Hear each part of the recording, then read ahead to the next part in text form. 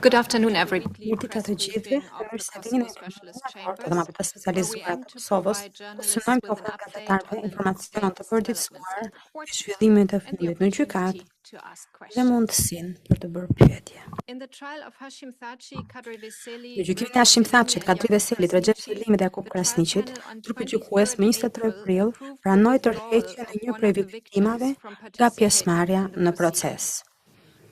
Grupi gjykues konstatoi se viktima nuk do të ishte detyruar të merrte pjesë në proces. Më 29 prill, grupi gjykues plotësoi kërkesën e mbrojtjes së Veselit për të apeluar në urdhër kojor, e cili në është një kërkesë të mëparshme e mbrojtjes që ZPS-ja urdhëroi të thirrte të gjitha shënimet nga takimi përgatitor me një dëshmitar, për të kuptuar se cili dokument referohej dëshmitarit gjatë dëshmisë së tij. Grupi gjykues konstatoi se ishte e qartë se dokumenti të cilit i referohej dëshmitarit dhe që u bë shkas për refuzimin për të dhënë dëshmi, ishte deklarata që i njëjti dëshmitar kishte dhënë në 2001.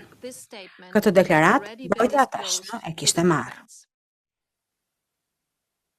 Më 29 prill, grupi gjykues plotësoi kërkesën e përbashkët të ekipeve të mbrojtjes për leje për të apeluar pranimin në prova të deklaratës së mëparshme të një prej dëshmitarëve të thirrur nga prokuroria.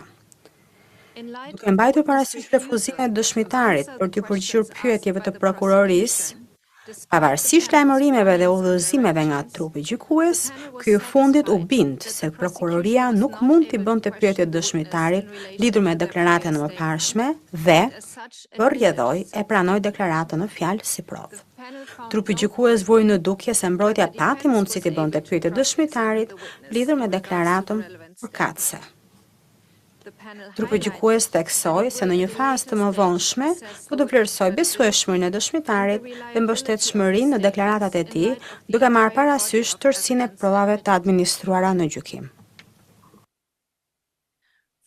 Në vijim të mbylljes së provave nga prokuroria më 15 prill, ligji përcakton se mbrojtjes i jepet mundësia të kërkojë rrëzimin e të gjitha akuzave ose ndonjë prej akuzave në akt akuz.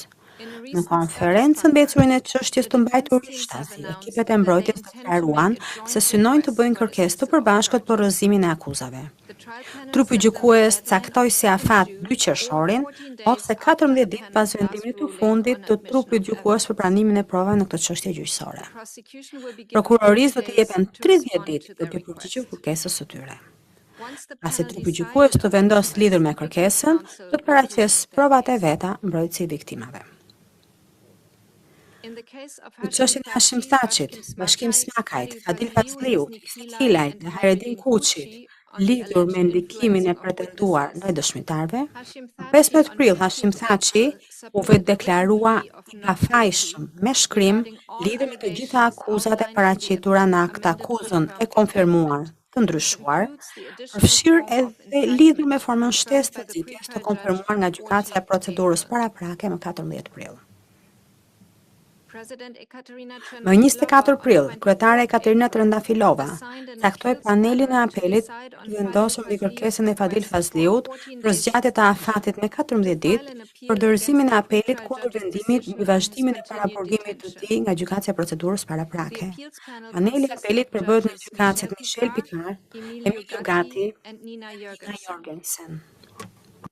Më 25 prill, paneli i apelit rrëzoi mocionin e zotit Fazliu me konstatimin se ai kishte hequr dorë nga e drejta për të apeluar vendimin për vazhdimin e paraburgimit nga gjykatësia e procedurës paraprake, pasi kërkesën për kohë shtesë e dorëzoi 5 ditë pas afatit dhe nuk paraqiti apo demonstroi arsye të vlefshme për vonesën e kërkesës, apo për nevojën për zgjatjen e afatit për dorëzimin e apelit.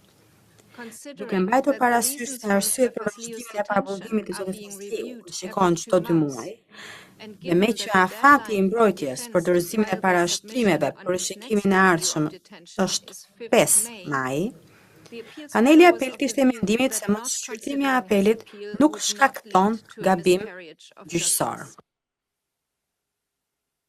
Më 24 prill 2025, kryetare Katerina Trindafilova caktoi panelin e gjykatës kushtetuese për të vendosur mbi kërkesën referuese të Sali Mustafës, të dorëzuar prej tij pa atë ditë, në të cilën pretendonte shkeljet e të drejtave dhe lirive të tij themelore. Kërkesa e tij referuese vjen pas vendimit më të fundit të Gjykatës Supreme të 25 shkurtit. Paneli i gjykatës kushtetuese përbëhet nga gjykatësit Vidar Stenslat, Rumen Nenkov dhe Piotr Hofmanski.